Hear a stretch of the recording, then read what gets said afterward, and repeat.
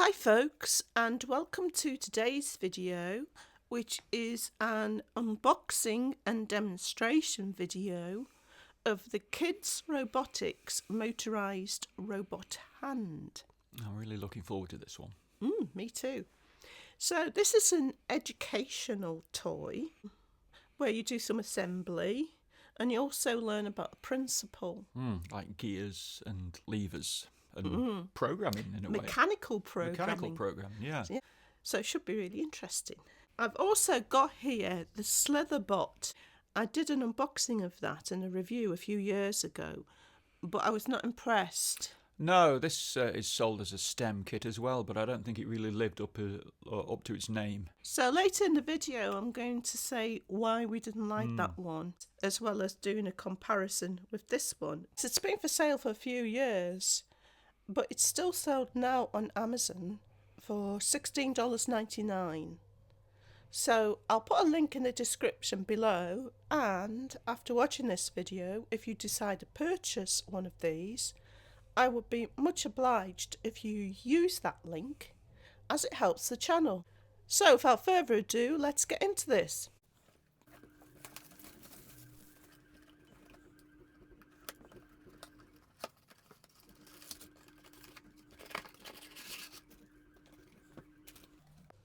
It's a bit odd. I don't know what that's all about.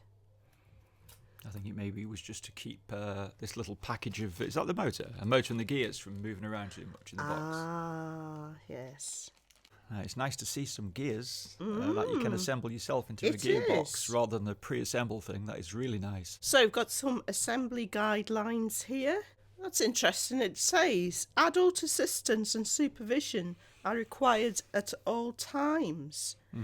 This kit is intended for children over 8 years old, and then says keep it away from under 3-year-olds because of small Of course, because parts. there's lots of small bits in it, yeah. But still adult supervision required. Yes. Oh, now why is that? Is that because it's too difficult for an 8-year-old to put together? We'll find out, won't we? So the first thing to do is to check that we've got all the contents that are listed here. I guess so, like when you do a flat pack.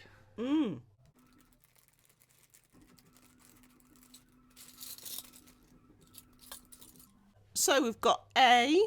That looks like the main chassis. What does it call it? So it calls that the base. The base, yeah. Okay, we've got that. Part B. So that matches that diagram. That's referred to as the thumb. It is the thumb, is it? Yeah, I thought it was. Next we've got C. Finger with triangle mark ×2. So there needs to be 2 of these. So the triangle mark is here and it's very, very faint. I don't know if a child would be able to see that. Maybe that's one of the reasons you need an adult there. Maybe. D. Finger with a square mark ×2. So by default, that's these 2. Yep, and you can just make out the square mark faintly again. Very faintly. Then we have E. Hinge cover. This part here. Then we have F, which is referred to as the clutch axle. So that's in the little bag with the motor and the gears. So I suppose we should take this out of Yeah. here. No. So it's actually got a clutch in there as well, which is another good... Isn't a clutch principle to clutch demonstrate. something to do with, like, it stops things being forced and broken? Yeah, it'll transmit so much power, and then if there's too much of a load on it, it will slip to stop the load being transferred to the motor. Then we have G, which of course is the motor, that needs to be connected. Yeah, you've got to connect it up electrically, so there's a bit of electrical work as well. Then we have H, which is a battery door. Next we have I, which is referred to as the drum. Looks like something out of a water wheel, doesn't it? Interesting part. Then we have this piece here, which is the drum support. We've got K, left gearbox cover, which is this part, and L, right gearbox cover, which is this part.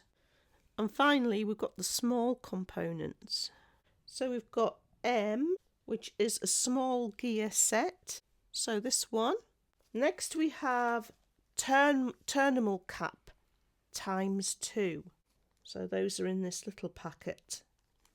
So those sound as though there's something to do with terminals, as in electrical terminals, maybe joining the wires together. Oh, so there they are. Next we have 7 screws.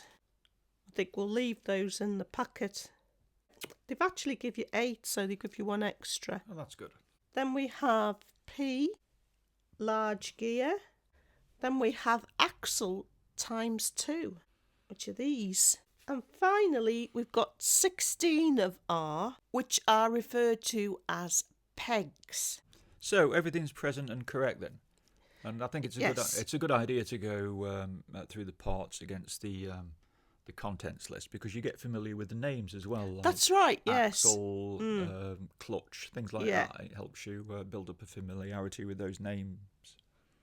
So now we're moving on to assembly, and we're looking at diagram 1. Slot the motor into the right gearbox cover with the wires facing down.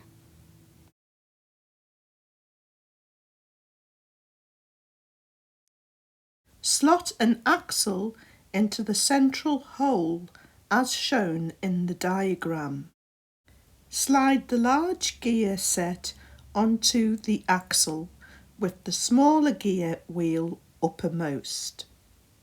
Now moving on to diagram 2. Slot the second axle into the hole closest to the motor worm gear. Slide the small gear set onto the axle with the larger gear wheel uppermost.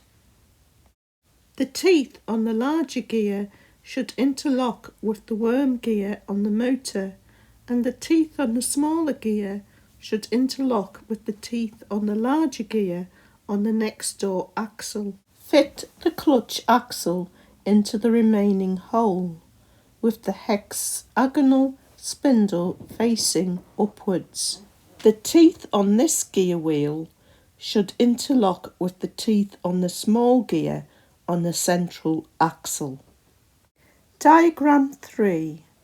Position the motor wires into their grooves, then carefully put the left gearbox cover on top of the right gearbox cover.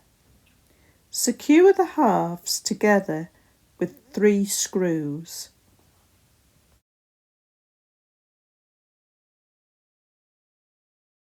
Diagram 4. Place the base on your work area. Pass the wires from the motor through the 2 holes in the base, then slot the gearbox into the base.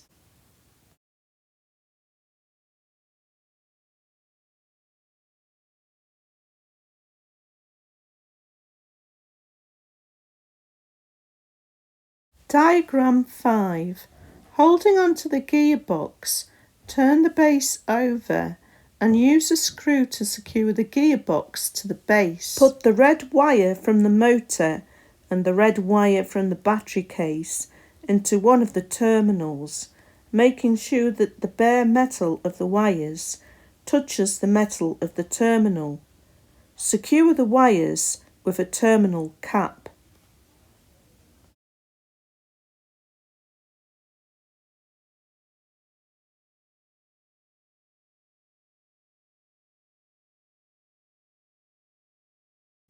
Repeat with the black wires from the motor and the battery case.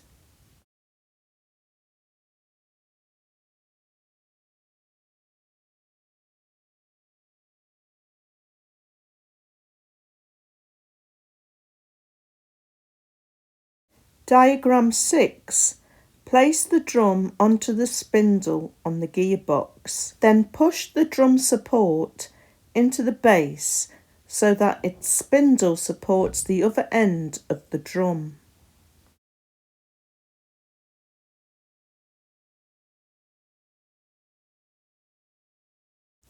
Diagram 7. Place the 2 fingers that are marked with a triangle into the 2 central pivots as shown. Diagram 8. Place the 2 fingers that are marked with a square onto the 2 outer pivots as shown. Diagram 9. Place the hinge cover over the fingers in line with the pivots and secure it with 2 screws.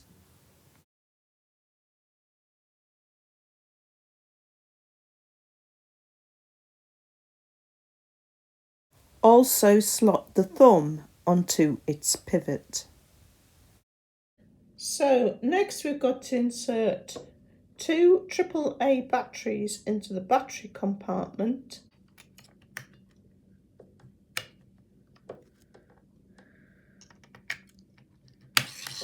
Oh, it started working already.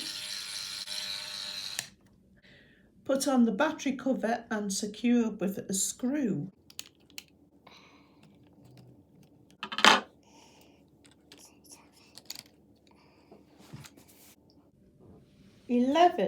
Now you can add pegs to the drum so that when the drum rotates, the pegs make the fingers rise and fall. Slide the pegs into the slots in the drum from the side.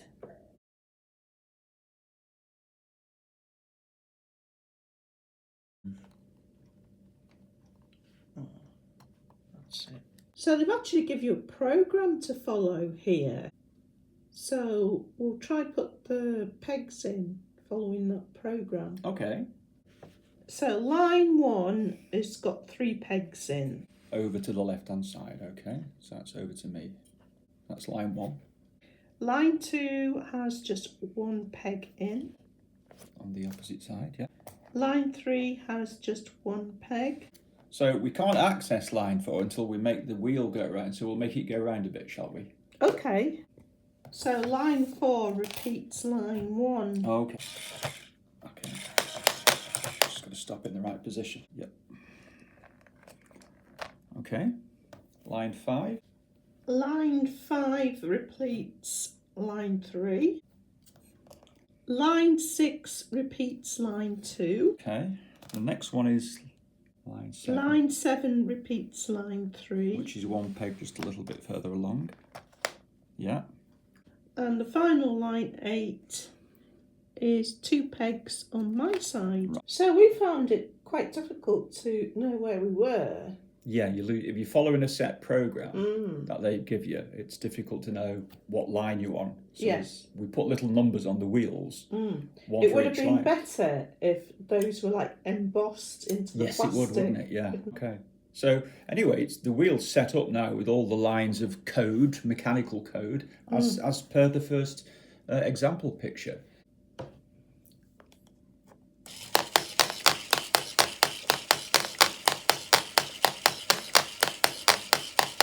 Nice. You can see how the pegs engage with the back of the lever on each finger. Lovely. Yeah, it's really clear. So in conclusion, I would say this is an excellent kit for learning. Yeah, this is A+ kit, this, especially with the price. Really excellent. This one I would not recommend.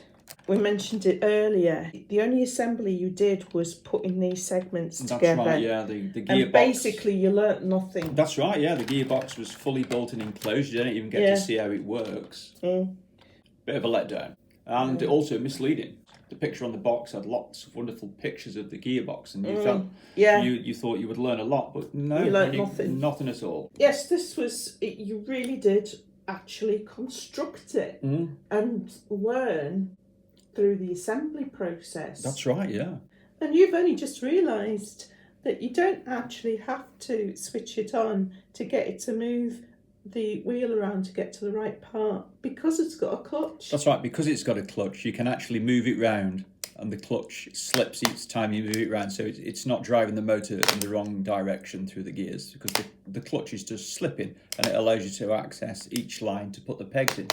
So folks, I hope you found that useful and entertaining to some degree. Thanks for watching as always, and hope to see you next time.